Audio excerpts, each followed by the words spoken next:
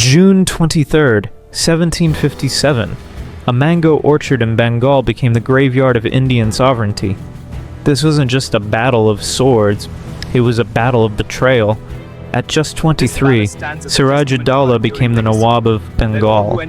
He saw the British East India Company not as traitors, but as a growing threat to his land. The British began fortifying Fort William without permission. When they refused to stop, the Nawab struck back, leading to the infamous Black Hole incident. But the British had a secret weapon.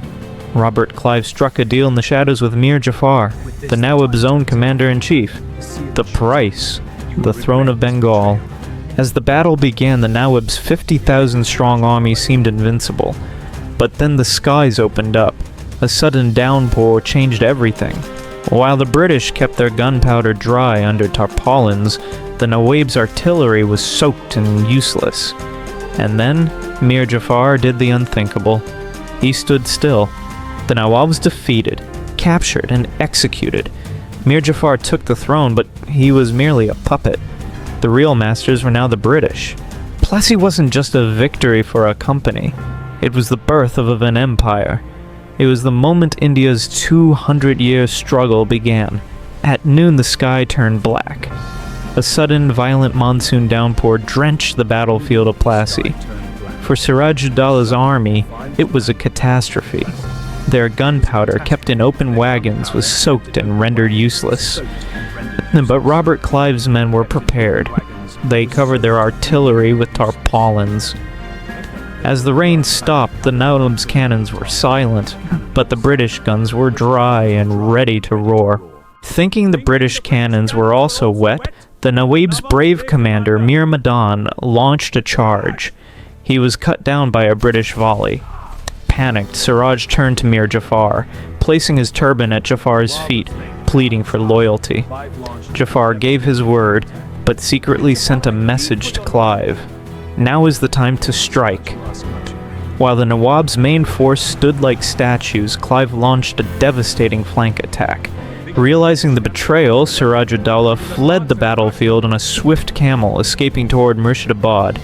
But he was caught days later, exhausted and starving. On July 2nd, 1757, the last independent Nawab of Bengal was executed in a cold prison cell by Mir Jafar's son, Miran. Siraj was only 24.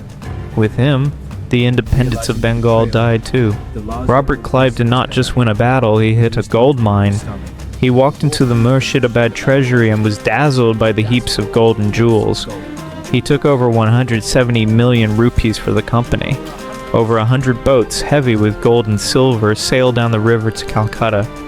This was the drain of wealth, the beginning of the end for the Indian economy. Plassey was not a victory of British bravery, but of Indian division. It proved that a small group of outsiders could rule a massive nation if they could find just a few traitors within. The map of India began to turn red, a color that would dominate for the next 200 years. This is the lesson of Plassey. United we stand, divided we are conquered. While the soldiers sharpened their blades, a more lethal war was being fought with ink and gold. Robert Clive was not just a colonel, he was a master of psychological warfare. He knew that Siraj-ud-Daulah's court was a nest of vipers. He began sending secret letters to the Jagat Seths, the wealthiest bankers in the world, who were tired of the Nawab's demands. Together they whispered in the ear of Mir Jafar. The conspiracy was so deep that Siraj was surrounded by enemies who bowed to him every morning while plotting his execution every night. This was the Great Betrayal, a silent coup that happened long before a single shot was fired at Plassey. While the soldiers sharpened their blades, a more lethal war was being fought with ink and gold. Robert Clive was not just a colonel, he was a master of psychological warfare. He knew that Siraj-ud-Daulah's court was a nest of vipers. He began sending secret letters to the Jagat Seths, the wealthiest bankers in the world, who were tired of the Nawab's demands. Together they whispered in the ear of Mir Jafar. The conspiracy was so deep that Siraj was surrounded by enemies who bowed to him every morning while plotting his execution every night. This was the Great Betrayal, a silent coup that happened long before a single shot was fired at Plassey. June 23rd, 1757. The humidity in Bengal was suffocating. As the two armies stood across the Bhagirathi River, the sheer scale of the Nawab's force should have terrified Clive. 50,000 men, war elephants draped in armor, massive cannons pulled by teams of oxen. Against them stood only 3,000 British and sepoy troops.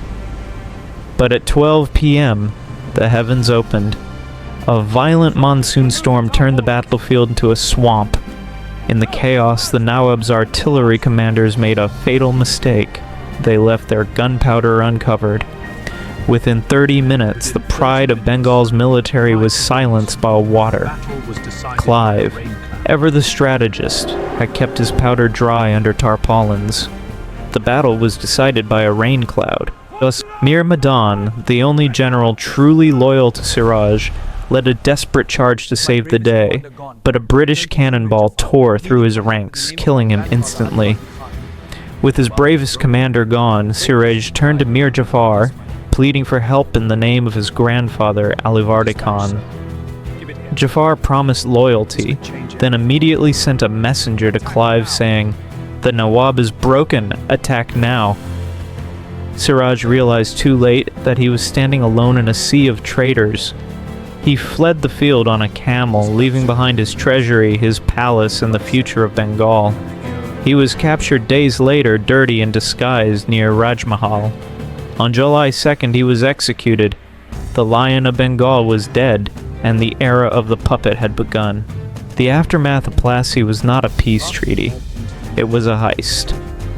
Robert Clive walked into the Murshidabad treasury and found wealth beyond his wildest dreams. He took so much gold that it required over 100 boats to carry it down the river to Calcutta. For his services, Clive was paid a personal fortune that made him one of the richest men in Europe. But for the people of Bengal, the nightmare was just beginning. The company began a systematic drain of wealth, taking the taxes of Indian farmers to buy Indian goods to sell back to the world. Bengal, the paradise of nations, was bled dry. This single afternoon in a mango orchard changed the global economy forever. It moved the center of gravity from Delhi to London.